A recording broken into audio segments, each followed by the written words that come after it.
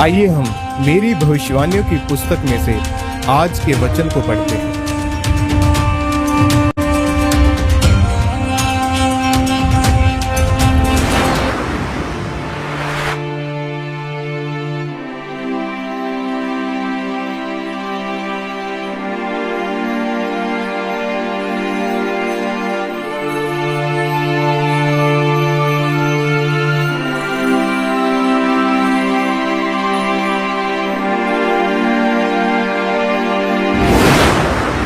अपने चरवाहे के शब्द को सुने, जैसा कि यूहन्ना की पुस्तक उसके 10वें अध्याय की 3री आयत में लिखा, उसके लिए द्वारपाल द्वार खोल देता है और भेड़ें उसका शब्द सुनती है और वह अपनी भेड़ों को नाम ले लेकर बुलाता है और बाहर ले जाता है।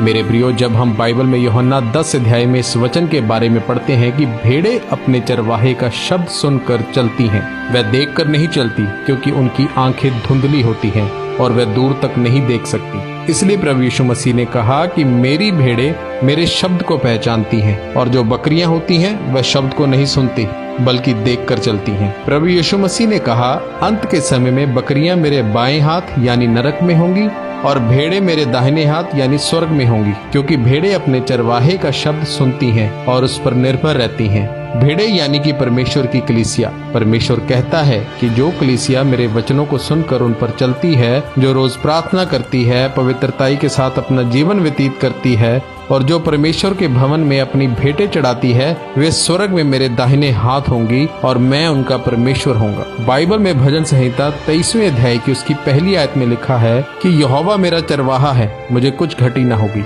आज मैं आपसे पूछता हूँ कि प्रभु यीशु मसीह आपका चरवाहा है या नहीं।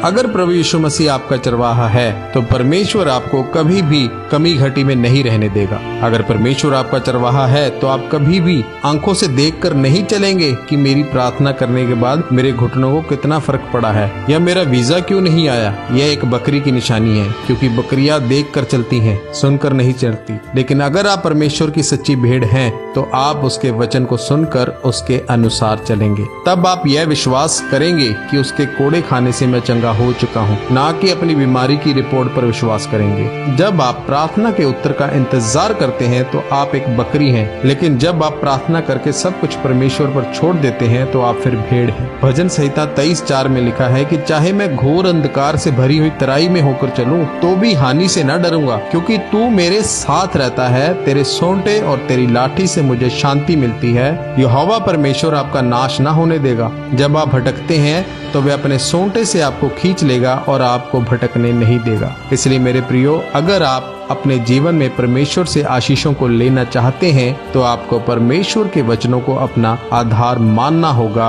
और अपने चरवाहे यानी अपने अगुए के शब्द को सुनकर उनके पीछे चलना होगा। परमेश्वर के वचनों पर विश्वास करना होगा, क्योंकि परमेश्वर कहता है, मेरी भेड़ मेरी आवाज को पहचानती है और मेरे पीछे चलती है। इसलिए आपको पवित्रताई में चलकर उसके कामों को करना होगा, तब परमेश्वर आपको ऊंचा करेगा। आमीन।